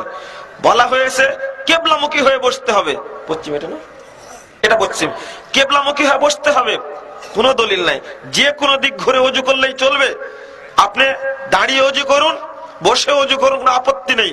যদি বিধান সৃষ্টি করেন আপনি, অবশ্যই তার পিছনে দলিল থাকতে হবে। অজু যখন শেষ হয়ে গেল তখন দোয়া পড়তে হবে। আশরাফ আলী থানভী রাহিমাহুল্লাহ তার এই দোয়া আসছে হাদিসে দুইটি, আশহাদু আল্লা ইলাহা ইল্লাল্লাহু ওয়াহদাহু লা শারীকা লাহু ওয়া আশহাদু আন্না মুহাম্মাদান আবদুহু ওয়া রাসূলুহু আল্লাহুম্মা জাআলনি মিনাত তাওয়াবিনা ওয়া জাআলনি মিনাল মুতাত্তাহিরিন। এই দোয়াটি শুধুমাত্র আসছে। আর আরেকটি দোয়া যেটা বলেছেন, দোয়াটি আমার মনে হচ্ছে না, আশরাফ আলী থানভী রাহিমাহুল্লাহ নিজে উল্লেখ করেছে এই দোয়ার পরে, ওই মনে কোনো দলিল নেই।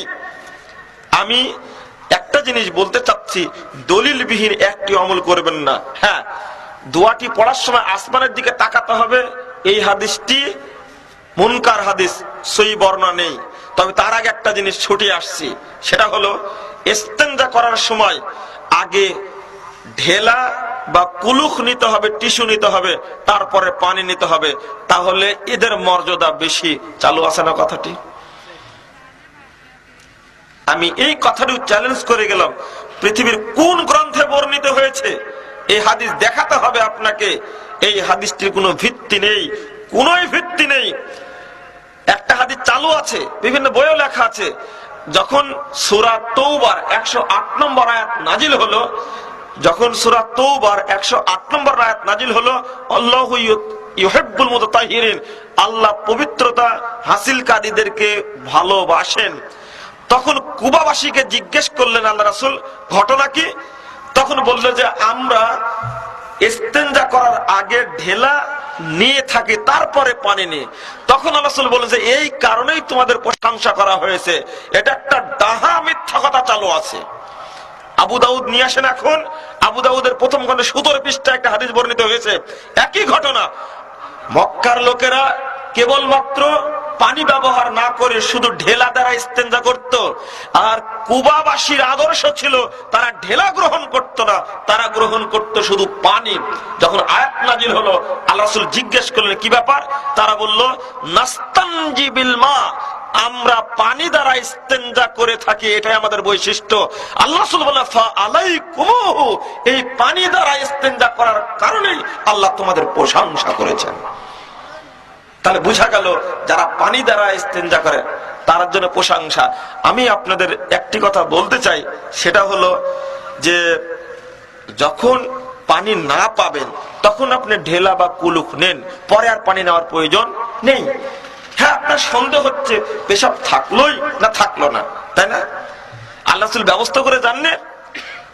আল্লাহ রাসূল তো ১৫০০ বছর পরে বলে গেলেন ওযুর পরে পানি ছিটিয়ে দাও, তাহলে যথেষ্ট হয়ে যাবে। এটা তো হাদিস প্রমাণিত। এরপরে যখন সালাতে যখন দাঁড়াচ্ছেন, সালাতে দাঁড়িয়ে পড়ছেন, জায়নামাজে দাঁড়িয়েই পড়ছেন ইন্নী ওয়াজজাহাতু ওয়াজহা লিল্লাযী ফাতারাস সামাওয়াতি ওয়াল আরদ হানিফা ওয়া মা আনা মিনাল মুশরিকিন, পড়েন না? আছে।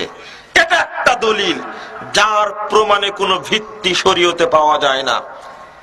হ্যাঁ, যেটা প্রচলিত নিয়াত, যেটা নাইতানুসাল্লি আরবা রাকাতাম মিনাজ যোহরে যেটা বলা হয়, এটা অনেক আপনারা বাদ দিবেন, এর তো দলিল নাই। কিন্তু জায়নামাজে দাঁড়িয়ে যে দোয়া পড়তে হবে, এই প্রমাণে দলিল কোথায় পাওয়া গেল? খুঁজুন আপনি। রাত্রির সালাতে আল্লাহ রাসূল পড়েছেন তাহাজ্জুদে আল্লাহু আকবার বলে হাত বাঁধার পরে এই দোয়াটি পড়েছেন, হাদিস আসছে সহিহ মুসলিমের মধ্যে। কিন্তু জায়নামাজে দাঁড়িয়ে এই দোয়া পড়তে দলিল পাওয়া যায় না।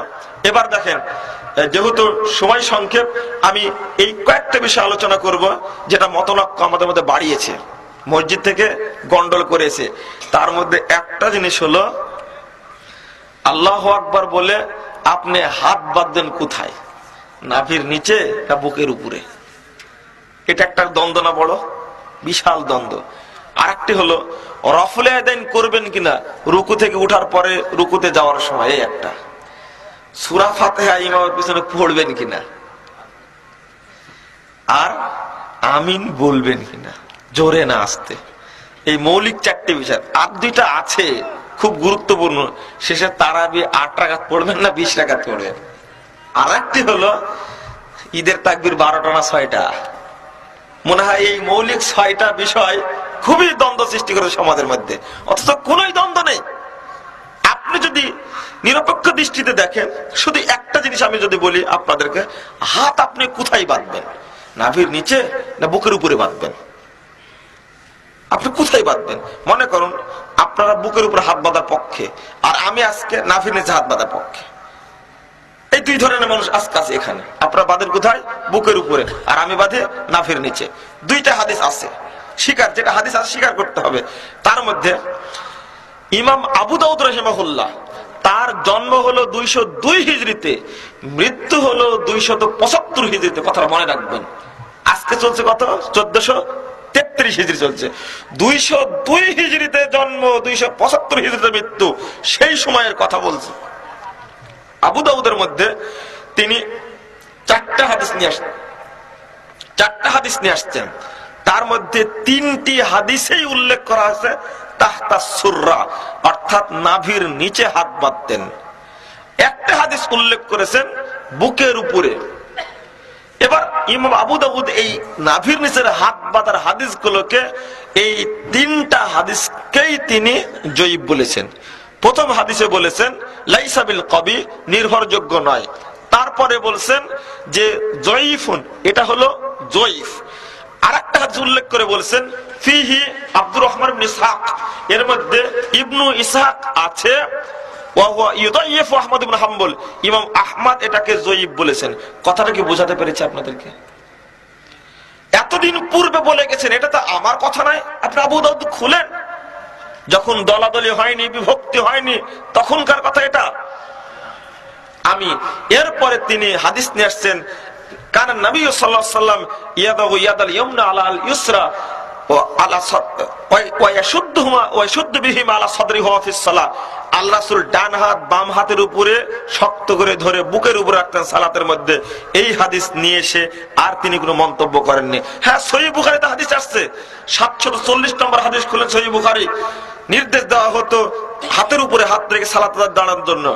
আর মুসনাদে আহমদ 22,017 নম্বর একটা হাদিস বর্ণিত হয়েছে, আল্লাহ রাসূল এইভাবে কবজির উপরে কবজি রেখে আলা সাদরিহি বুকের উপরে রাখতেন। আপনি ইবনু খুজাইমা খুলেন 469 নম্বর হাদিস, রাসূল সাল্লাল্লাহু আলাইহি ওয়াসাল্লাম ফাওকা সাদরিহি, দুই হাত রাখতেন বুকের উপরে। এটা দলিল পেয়ে গেলাম। আপনি এবার বলেন যে কোনটা আমল করবেন, আপনার কাছে ছেড়ে দিলাম। অনুরূপ ভাবে রফুল ইয়াদাইন করবেন কিনা, হ্যাঁ এই হাদিসটিও আসছে। আপনার কথা না বলে আমার দিকে একটু লক্ষ্য করুন, রাসূলুল্লাহ সাল্লাল্লাহু আলাইহি ওয়াসাল্লাম রফুল ইয়াদাইন করেছেন কিনা এইবার মত লক্ষ্য আছে। হ্যাঁ, দুইটি হাদিসই বর্ণিত হয়েছে। ইমাম আবু দাউদ রাহিমাহুল্লাহ তিনি হাদিস নিয়ে আসছেন। এই হাদিসটি ইবনে মাসউদ 110 পৃষ্ঠা খোলেন আবু দাউদের মধ্যে।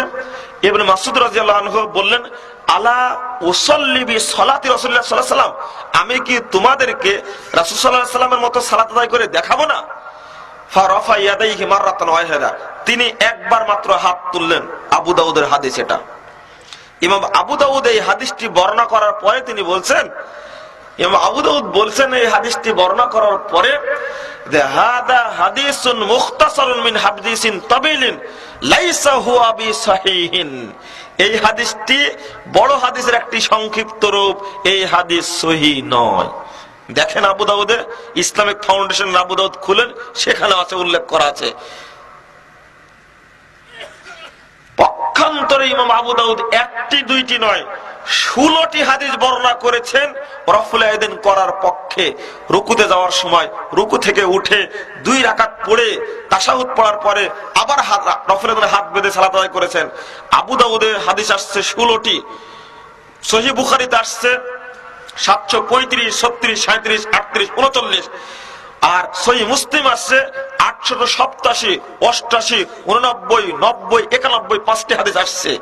আবু দাউদে আসছে 723, 24, 25, 26, 28, 29, 30, 41, 42, 43, 44, 45, 47, এই মোট 6টি হাদিস, 16টি হাদিস বর্ণিত হয়েছে। আবার দেখুন আপনি নাসাইতে বর্ণিত হয়েছে 13টি হাদিস, আর ইবনু মাজাতে আসছে 558 থেকে নিয়ে 568 পর্যন্ত 11টি হাদিস বর্ণিত হয়েছে। তিরমিজিতে হচ্ছে 255 নম্বর হাদিস। এতগুলো হাদিস বর্ণিত হয়েছে, একটি হিসাব অনুযায়ী আশারে মুবাশশারা 4 খলিফা সহ 25 জন সাহাবী কর্তৃক 49টি সহিহ হাদিস বর্ণিত হয়েছে, শুধু সহিহ হাদিস। এরপরে 4 শতাধিক হাদিস বর্ণিত হয়েছে 50 জন সাহাবী কর্তৃক। এতগুলো হাদিস থাকতে একটা হাদিস যেটা ইবনু মাসউদ রাদিয়াল্লাহু আনহুর আমল, সেটা তাও ইমাম আবু দাউদ জয়ীব বলে গেছেন। ওই একটি হাদিসের কারণে আমরা কেউ রফুল ইয়াদাইন করতে চাই না।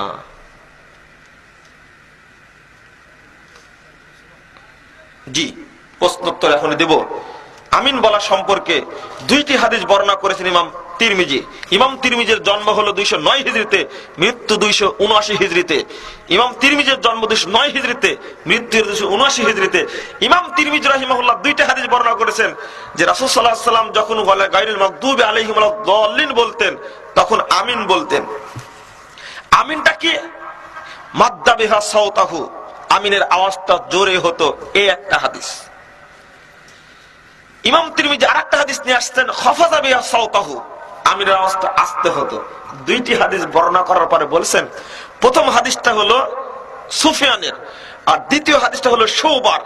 এবার ইমাম তিরমিজি 2টা হাদিস উল্লেখ করার পরে বলছেন, সামিতু মুহাম্মাদান, আমি ইমাম বুখারীকে বলতে শুনেছি, হাদিসু সুফিয়ান আসাহু মিন হাদিসি শুবা, সুফিয়ানের হাদিসটি, জোরে আমিন বলার হাদিসটি আস্তে আমিন বলার হাদিসের চেয়ে অধিকতর সহিহ। সুপারলেটিভ ডিগ্রি যাকে বলা হয়, আপনারা বলেন গুড, বেটার, বেস্ট। এই বেস্ট হলো আসাহু শব্দ, যাকে বলা হয় ইসমে তাফজিল। এই কথা তিনি বললেন। ফায়সালা তখনই হয়েছে। তিরমিজি 57-58 পৃষ্ঠা খুলেন, সেখানে উল্লেখ করা আছে। কতদিন পূর্বের ঘটনা, আজকে মতনৈক্য হওয়ার দরকার ছিল না। আমি আপনাদের উদ্দেশ্যে প্রস্তুত দেব, তবে একটা কথা আগেই বলে নি, রাসূলুল্লাহ সাল্লাল্লাহু আলাইহি ওয়াসাল্লামের সালাত দলিল ভিত্তিক আমল করতে আপনারা পারবেন। আমি রাজশাহী থেকে বই নিয়ে এসে একটা সালাতুর রাসূল, বর্তমান বাংলাদেশে নয়, বাংলা ভাষার উপরে যত বই লিখিত হয়েছে, আমার অভিজ্ঞতার আলোকে বলছি, এই বইটার মধ্যে দ্বিতীয় বই বাংলাদেশে নাই। প্রত্যেকটি কথা দলিল ভিত্তিক আলোচনা আছে। এই বইটি নিয়ে গিয়ে আপনাদের সালাত শুদ্ধ করবেন, এটা আমি কামনা করছি। আর কিছু বই আছে যেগুলো কথা বললাম, 12 তাকবীর, তারাবি, এইগুলো নিয়ে আসছে। আপনারা নিয়ে এগুলো থেকে ফায়দা, উপকারিতা লাভ করবেন, এটা আমি আশা করছি। হযরত আদম আলাইহিস সালামের সৃষ্টি কত সনে এবং হযরত মুহাম্মদ সাল্লাল্লাহু আলাইহি ওয়াসাল্লামের সৃষ্টি কত সনে, এবং উভয়ের সৃষ্টির মূল জিনিসটা কি? আদম সৃষ্টি কিসে আর মুহাম্মদ সাল্লাল্লাহু আলাইহি ওয়াসাল্লাম সৃষ্টি কিসে, তাই না? কেউ বলে যে পৃথিবীর বয়স 10,000 বছর, কেউ বলে তারও বেশি, ধরি 10,000 বছর। আদম আলাইহিস সালাম সৃষ্টি হয় 10,000 বছর পূর্বে, এটা তো আর দরকার হয় না। মূল প্রশ্নটা হলো আদম আলাইহিস সালাম কিসের তৈরি আর মুহাম্মদ সাল্লাল্লাহু আলাইহি ওয়াসাল্লাম কিসের তৈরি? উত্তরটা দিয়ে দিছি আমি, তাই না? এটার দরকার নেই। যারা দাড়ি কাটে এবং সিগারেট খায় তাদের পিছনে নামাজ হবে কি? এই প্রশ্ন আপনি করেছেন, ধন্যবাদ আপনাকে, জাযাকাল্লাহু খায়রান। আমি বলছি এটা, এই দাড়ি কাটা লোক আর সিগারেট বিড়িখোর লোক কিভাবে ইমাম হতে পারলো, এটা আপনি জবাব দেন আগে। ওকে ইমাম বানালেন কেন আপনি? ওর পিছনে নামাজ হবে কিনা হচ্ছে পরের প্রশ্ন, তাই না? ওকে ইমাম বানালেন কেন? দাড়ি কাটা লোক ইমাম হলো কিভাবে? দাড়ি কাটা লোক মুনাফিক, আপনি জানেন? বাংলাদেশে ট্যাক্স নেওয়া হয় নাকি? নেয় ট্যাক্স? বলুন, ট্যাক্স নেওয়া হয় দাড়ির উপরে মাসে? দাড়ি কাটতে কে বাধ্য করলো তাকে? কিসের ইমাম সে? রাসূলের সুন্নাতকে প্রতিনিয়ত হত্যা করে। কোন লজ্জায় সামনে কি ইমামতি করে সে? তবে হ্যাঁ, দাড়ি কিন্তু সবার একরকম থাকতো। একটা জাল হাদিস বর্ণিত হয়েছে তিরমিজির মধ্যে 105 পৃষ্ঠায়, আপনি বলে দিলাম, দেখেন জাল হাদিস কত ক্ষতিকর। ইন্না নবী সাল্লাল্লাহু আলাইহি ওয়াসাল্লাম ইয়াখুযু মিন লিহিয়াতিহি আন তুলিহা ওয়া আরজিহা, আল্লাহ রাসূল তার দাড়ির এই সাইড থেকে বা নিচের দিক থেকে কেটে ছোট করে রাখতেন। এটা একটা জাল হাদিস, ইমাম তিরমিজি নিজেই বলেছেন। হ্যাঁ, এখানে একটা কথা বলতে হয়, আপনারা বলেন একটা কথা সিয়াসাত্তা, তাই না? সিয়াসাত্তা বুঝেন না? বুঝেন তো। সিয়াসাত্তা কথাটির জন্ম উপমহাদেশে হয়েছে, এই পরবর্তীতে সিয়াসিত্তা কথাটি মিথ্যা কথা একটা। আপনি বলবেন এত বড় কথা, মানে অবশ্যই মিথ্যা কথা এটা। কারণ ইমাম তিরমিজি এই হাদিস বর্ণনা করার পরে বলছেন এই হাদিসটি জাল, এই দাড়ি কাটার হাদিস জাল, দাড়ি কাটার হাদিস জাল। ইমাম যায়েদ ইবনে আসলাম বলছেন, মান আমিলা বি খবরিন সাহহা আন্নাহু কিজ ফাহুয়া মিন খাদামিশ শয়তান, যে ব্যক্তি জাল হাদিসের উপরে আমল করে ওই ব্যক্তি শয়তানের ইবাদত করে। বলুন নাউযুবিল্লাহ। তাহলে আপনি চিন্তা করুন, দাড়ি কাটা ছাটা চাষা কোনোটাই যাবে না, দাড়ি উঠেছে ছেড়ে দিতে হবে, এটাই হলো রাসূলুল্লাহ সাল্লাল্লাহু আলাইহি ওয়াসাল্লামের সুন্নাত। আর দাড়ি কাটা হলো জাল হাদিস, এটা চলবে না। সিগারেট খোর, সিগারেট তো টাটকা হারাম। এটা বিড়ি, সিগারেট, জর্দা, গুল, আলাপাতা, গাঁজা, চুয়ানি, ফেন্সিডিল খাওয়াটা হারাম। মনে রাখবেন, একটা হাদিস এখানে অনুবাদ করে যায়, রাসূলুল্লাহ সাল্লাল্লাহু আলাইহি ওয়াসাল্লাম বলছেন, যারা সুদ খান, যারা ঘুষ খান, যারা গ্রামীণ ব্যাংকের সদস্য, আশা ব্যাংকের সদস্য, ডেস্টিনির সদস্য, যারা আপনারা সুদ নিয়ে ব্যবসা করছেন, তাদের উদ্দেশ্যে বলছি এই কথাটা মনে রাখবেন, আপনাদের রক্ত হালাল নয়, হারাম হয়ে গেছে সুদ খেয়ে থাকেন যদি। আমি আবার বলছি, সুদ যারা খায়, এমনকি যারা যৌনাচার ছড়ায়, দোকানে টিভি রেখে ব্যবসা যারা করছে, নগ্ন মহিলাদের নাচ দেখাচ্ছে, চা বিক্রি করছে, এই টাকা অবশ্যই উপার্জন হারাম হবে, নিঃসন্দেহে হারাম হবে, 100% হারাম হবে। কারণ নগ্নতা দেখিয়ে ব্যবসা করছে ও। এই ব্যবসায় যদি ওর 1 টাকা লাভ হয় মাসে, তবুও সমস্ত সম্পদ হারাম হয়ে যাবে, এতে কোনো সন্দেহ অবকাশ নাই। হ্যাঁ, একটা হাদিস শোনাই, রাসূলুল্লাহ সাল্লাল্লাহু আলাইহি ওয়াসাল্লাম বলছেন, সালাসাতুন কদ হারামাল্লাহু আলাইহিমুল জান্নাহ, তিন শ্রেণীর মানুষের উপরে জান্নাত হারাম। আবারও বলছি, আল্লাহ রাসূল বলছেন তিন শ্রেণীর মানুষের উপরে জান্নাত হারাম। তার মধ্যে এক শ্রেণী হলো মুদমিনুল খাবার, যারা নেশাদার দ্রব্য পান করে তাদের উপরে জান্নাত হারাম।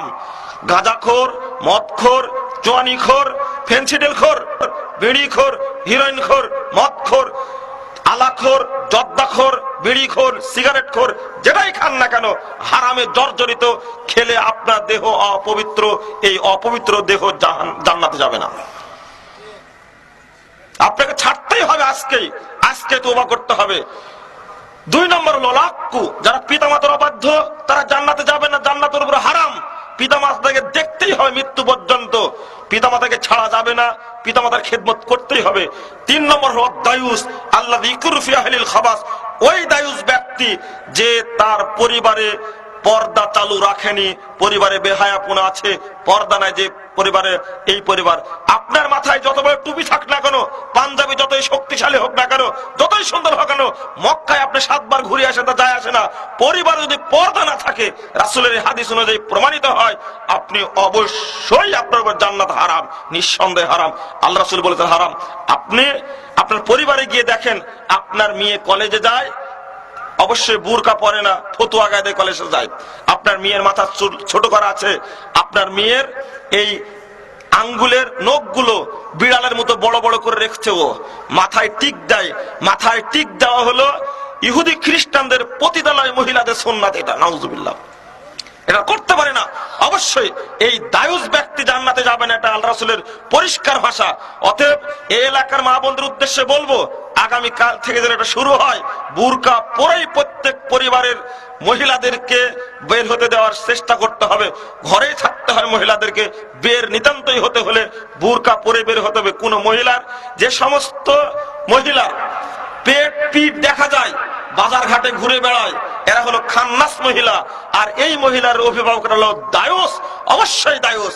এই খান্নাস মহিলাদের অভিভাবকরা দায়ুস, এরা অবশ্যই জান্নাতে যাবে না, জান্নাতের উপরে হারাম। নামাজ পড়ে, তাহাজ্জুদ পড়ে কোনো লাভ হবে না, আপনাকে পরিবার রক্ষা করতেই হবে। আর একটি কথা বলতে ভুলে গেছি, সেটা হলো অনেকেই বিড়ি খান না, সিগারেট খান না, কিন্তু বিড়ির ব্যবসা করে। আজকেই বলছি, নবীগঞ্জের যত বিড়ি সিগারেট যারা বিক্রি করছেন, খান্না বিক্রি করেন, তাদের পয়সাও হারাম হবে। আপনি মনে করছেন একটা যে ওই হাদিসের রেফারেন্স দেনি, হাদিসটি বর্ণিত হয়েছে ইবনে আহমদের মধ্যে ৭৪৪৫ নম্বর হাদিস। আমি আপনাকে বলছি, রাসূলুল্লাহ সাল্লাল্লাহু আলাইহি ওয়াসাল্লাম আরেকটি হাদিস বলেছেন যে ইন্নাল্লাহ আযজা ওয়া জাল ইযা হারামা আকলা শাইইন আলা কওমিন, আল্লাহ তাআলা কোন জাতির উপরে যে কোন জিনিস খাওয়া হারাম করেন, হাদিসটা শুনেন ভালো করে, কোন জাতির উপরে যখন কোন জিনিস খাওয়া হারাম করেন, ফাহাররামা আলাইহিম সামানাহু, আল্লাহ রাব্বুল আলামিন ওই জিনিসের ব্যবসাকেও হারাম করে দেন। আবু দাউদের 3488 নম্বর হাদিস, কিতাবুল ইজারা, একবারে ব্যবসা অধ্যায়ের মধ্যে হাদিসটি নিয়ে আসছেন। আপনি মূল আবু দাউদ খুলেন, 493 পৃষ্ঠা হাদিসটি পাবেন। আল্লাহ রাসূল বলছেন, যে জিনিস খাওয়া হারাম, ওই জিনিসের ব্যবসাও হারাম। এই এলাকার যত দোকানে বিড়ি সিগারেট বিক্রি করা হয়, আজকে তওবা করে বিড়ি এগুলো বের করে পুড়িয়ে নষ্ট করে তারপরে দোকান পবিত্র করা লাগবে আপনার, না হলে আপনার পয়সা হারাম হবে। আল্লাহ রাসূল বলেছেন, লা ইয়াদখুলুল জান্নাতা জাসাদুন গুযযা বিল হারাম, যে দেহ হারাম দ্বারা গঠিত হয়েছে, ওই দেহ কখনো জান্নাতে প্রবেশ করবে না। যে দেহ হারাম দ্বারা গঠিত হয়েছে, উপার্জন আপনার 5 পয়সা হোক, যদি হারাম হয়, আপনার উপার্জন হারাম, আপনার রক্ত হারাম, আল্লাহ রাসূল বলেছেন ওই দেহ জান্নাতে যাবে না। হাদিস আপনি দেখুন, তাবরানী আওসাত 6 নম্বর খণ্ডের 113 পৃষ্ঠায় বর্ণিত হয়েছে সেই সনদে। অতএব বিড়ি সিগারেট থেকে সাবধান হন। আর যেন এলাকায় না বলা লাগে, এটা এই এলাকায় আর কোনোদিন যেন এই বক্তব্যের প্রয়োজন না হয়, বিড়ি ছাড়তেই হবে। কি লেখছে ডাক্তার জাকির নায়েক সম্পর্কে আপনার মন্তব্য কি? ডাক্তার জাকির নায়েক, তিনি একজন মানুষ, ফেরেশতাও নন, নবীও নন, সাহাবীও নন। এখন পর্যন্ত জানি যে কথাগুলো বলছেন কোরআন হাদিসের সাথে মিলিয়ে বলছেন। যতদিন বলবেন হক বলবেন, যেদিন উল্টাপাল্টা হবে তিনি তখন বাতিল হয়ে যাবেন, না হক হয়ে যাবেন। কথা মনে থাকবে, কারো মুকাল্লিদ আমরা নই, যার কথা কোরআন হাদিসের সাথে মিলবে তার কথাই গ্রহণ করব। তিনি ইমাম বুখারী হোক, তিনি ইমাম আবু হানিফা হোক, ইমাম শাফি হোক, সাহাবীদের পরে এমনকি রাসূলের হাদিসের সাথে কোন সাহাবীর বক্তব্য বিরোধী হয়, সাহাবীর বক্তব্য মানা যাবে? ডাক্তার জাকির নায়েক তো দূরের কথা, ও যত বড় পণ্ডিত হোক না কেন, যেদিন শরীয়তের বিরুদ্ধে কথা বলবে সেদিন তার কথা মানা যাবে না। কিন্তু এখন পর্যন্ত হক কথাটা বলছেন, এটা আমাদের জানা। ডাক্তার জাকির নায়েকের দলিল ভিত্তিক কথা মানবো, দলিলবিহীন কথা আমরা মানতে রাজি নই। দুঃখজনক হলেও সত্য, যে মানুষের কথার মাধ্যমে উপমহাদেশের ভারতের লাখো লাখো হিন্দু ইসলাম গ্রহণ করছে, হাজার হাজার ইহুদি খ্রিস্টান ইসলাম গ্রহণ করছে, ওই জাকির নায়েকের টিভি চ্যানেল বন্ধ করে দেওয়া হয় বাংলাদেশে। উনি একটা কথা বলেছেন, আমি যখন হিন্দুদেরকে বেদ পড়তে বলি তখন মুসলমানদের করে তোমরাও কোরআন পড়ো। কথা বুঝতে পারেননি কোন জায়গায় আঘাতটা মারছেন। জাকির নায়েকের বিরুদ্ধে বাংলাদেশে মিছিল পর্যন্ত হয়, 4-5টা বই পর্যন্ত লেখা হয়েছে। যখন শ্রী শ্রী রবিশঙ্করকে একবারে মাঠে মারছে তখন আপনি হাততালি দিচ্ছেন, খুব আনন্দ পাচ্ছেন। কিন্তু যেদিন বলেছেন ডাক্তার জাকির নায়েক সালাতে আমিন জোরে বলতেই হবে, বুকের উপর হাত বেঁধে সালাত করতে হবে, সেদিন বলেছেন এ হলো দালাল, আমেরিকার দালালে একটা। ঠিক হক কথা বলায় তো দোষ, তাই না? এটা বাস্তব কিনা সেটা বলে নাকি? ইহুদি খ্রিস্টানরা ইসলাম গ্রহণ করে একবারে ধরাশায়ী করে দিচ্ছে মাঠে ময়দানে, তখন আপনি খুব আনন্দ পাচ্ছেন, তখন লজ্জা করা উচিত আপনার। এই যে এবার গত 17 তারিখে, এই মাসেরই গত 17 তারিখে 19টি হিন্দু পরিবার ইসলাম গ্রহণ করেছে। 17 তারিখে একটা ডাইরেক্ট খবর, যিনি এসেছিলেন ইসলাম গ্রহণ করানোর জন্য 19টি পরিবার, অত সহজ একটা ছোট গ্রামের সব ইসলাম গ্রহণ করেছে। তবে ওই মাজার পূজারী মুসলমানেরা হয়নি, এরা গাছ পূজারী মুসলমান হয়নি, কবর পূজার মুসলমান হয়নি, এরা হয়েছে আল্লাহ পূজারী মুসলমান। আপনার সাথে তাদের অনেক পার্থক্য।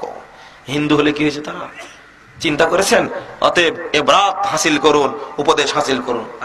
আমি জানতে পারি কি ইসলাম বলতে একই ধর্ম, তবে বর্তমানে চলছে বিভিন্ন নামে, যেমন জামাতে উলামা ইসলাম, জামাতে ইসলাম, নিজামে ইসলাম, তাবলিগ ইসলাম, হেফাজতে ইসলাম, তো কোনটা সঠিক?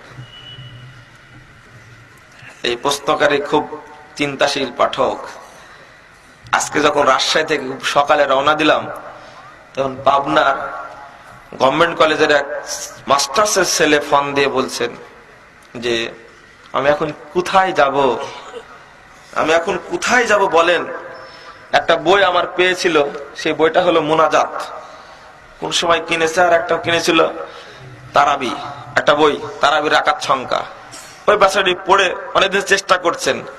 রমজান মাসে তারাবি আমি হাফ পড়েছি 20 রাকাত, আর পরের হাফ পড়েছি আমি 11 রাকাত। এই কথা আক্ষেপ করে বলছেন। ঠিক প্রশ্নটা ওইরকম হয়ে গেছে। আপনাকে একটি দলের সাথে থাকতেই হবে, এটা সঠিক। সেই দলটি হবে রাসূলুল্লাহ সাল্লাল্লাহু আলাইহি সাল্লাম আমলের সাথে মিল। কারণ আল্লাহ বলেছেন ইয়াউমা নাদু কুল্লু উনাসি বিইমামিহিম, বনী ইসরাইল 71 নম্বর আয়াত। আমি কাল কিয়ামতের মাঠে প্রত্যেক ব্যক্তিকে ইমাম সহ ডাকবো। কথা কি বুঝতে পেরেছেন? আমি প্রত্যেক ব্যক্তিকে ইমাম সহ ডাকবো। আপনি চিন্তা করেন কাল কিয়ামতের মাঠে আপনার ইমাম কে হবেন? মুহাম্মদ সাল্লাল্লাহু আলাইহি সাল্লাম ইমাম হবেন না অন্য কোন ব্যক্তি ইমাম হবে? যদি মুহাম্মদকে ইমাম বানাতে চান আপনি, আপনার সালাত, আপনার সিয়াম, আপনার হজ সব দলিল ভিত্তিক মুহাম্মদ সাল্লাল্লাহু আলাইহি সাল্লামের তরিকায় আমল করতে হবে। আমি বলেছি নামাজে দাঁড়িয়ে ইন্নী ওয়াজ্জাহাতু পড়ার দলিল নেই, এটা মুহাম্মাদের সুন্নাত নয়। আমি বলেছি মুসাফার পরে বুকে হাত দেওয়া সুন্নাত, রাসূলুল্লাহ সাল্লাল্লাহু আলাইহি ওয়াসাল্লাম সুন্নাত না, এই সুন্নাত আলাদা। আল্লাহু আল্লাহু আল্লাহু করে জিকির করা সুন্নাতটা রাসূলের সুন্নাত না। রাসূলের যেটা সুন্নাত ওই সুন্নাত মানতে হবে আপনাকে।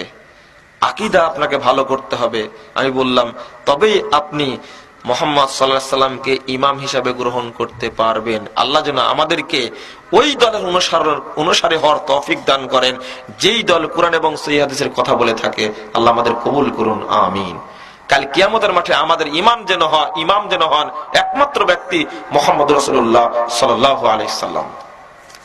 কিছু মাওলানা বলে থাকে রফুল ইয়াদিন আঙ্গুলে কি এটা, ও ঘোড়ার লেজ দাঁড়ানোর মতো, এটা ভুল হয়েছে। সহিহ মুসলিমের যে হাদিসটি বর্ণিত তাশাহুদের মধ্যে, এটা রফুল ইয়াদিন করার হাদিস না, এটা হলো তাশাহুদে বসে হাত তুলছিলেন তারা, তাই রাসূল বলেছিলেন আপনার স্থানটা ভুল হয়েছে, আপনার এই ব্যাখ্যাটা দিয়ে মানুষকে ধোঁকা দিতে চেয়েছেন আপনি, এটা আসলে ঠিক না। ওই হাদিসে উল্লেখ করা হয়েছে তাশাহুদে বসার পরে তারা হাত তুলছিল, এটা রফুল ইয়াদিন না, এটা আল্লাহ নিষেধ করেছেন। আর রফুল ইয়াদিন কখন করি আমরা? হাত বাঁধার সময়, রুকুতে যাওয়ার সময়, রুকুতে উঠার সময়। আর ওই হাদিসটি আসছে তাশাহুদে বসার সময়। আপনি ব্যাখ্যাতে অন্যদিকে নিয়ে গেলেন কেন? ওইটা তো নিষিদ্ধ। আপনি তাশাহুদে বসে হাত নাড়াচাড়া করতে পারবেন না, এটা নিষিদ্ধ। আর রাসূল এটাই বলেছিলেন তোমার ঘোড়ার মতো হাত নাড়াও কেন? আপনি একটা কথা আর একটা জায়গায় নিয়ে গেলেন কেন? এটা তো ভুল হয়েছে। তবে আর একটা জিনিস আছে, সংশ্লিষ্ট কথা আসছে, ওটা প্রশ্ন করেননি। মানুষ জানাজার সালাতে সূরা ফাতিহা পড়ে না, জানাজার সালাতে সূরা ফাতিহা পড়তে হবে। রাসূলুল্লাহ সাল্লাল্লাহু আলাইহি ওয়াসাল্লাম পড়েছেন, আপনি পড়লে কি অপরাধ হবে? আল্লাহ রাসূল পড়েছেন। তিরমিজি প্রথম খণ্ডের 198-99 পৃষ্ঠা খুলুন এবং সহিহ বুখারীর প্রথম খণ্ডের 178 পৃষ্ঠা খুলুন। রাসূলুল্লাহ সাল্লাল্লাহু আলাইহি ওয়াসাল্লাম জানাজার সালাতে সূরা ফাতিহা পড়েছেন, আমরা যেন পড়ি। আল্লাহ রাব্বুল আলামিন আমাদের সবাইকে নিজেদের আমলগুলো সংশোধন করে নেওয়ার তৌফিক দান করুন, আল্লাহুম্মা আমিন।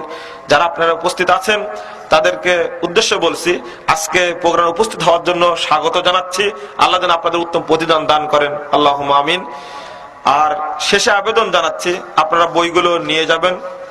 বক্তব্য দিয়ে গেলাম আর আসবো কিনা জানি না, তো বই আপনার বাড়িতে থাকলে এই বই থেকে কোনো উপকার পাবেন। আল্লাহ চাহে তো আপনার আমলকে সংশোধন করে নিতে পারবেন ইনশাআল্লাহ। আল্লাহ আপনার তৌফিক দান করুন। যারা মৃত্যুবরণ করেছেন তাদের আল্লাহ ক্ষমা করুক, তাদেরকে জান্নাতবাসী করুক। আমাদের জন্য আপনারা দোয়া করবেন, আপনার জন্য দোয়া করে আজকের মতো আমি বিদায় নিচ্ছি। আল্লাহ রাব্বুল আলামিন আমাদের সবাইকে কবুল করে নিন, আল্লাহুম্মা আমিন। সুবহানাকাল্লাহুম্মা ওয়া বিহামদিকা আশহাদু আল্লা ইলাহা ইল্লা আনতা আস্তাগফিরুকা ওয়া আতুবু ইলাইকা। আসসালামু আলাইকুম ওয়া রাহমাতুল্লাহি ওয়া বারাকাতুহু।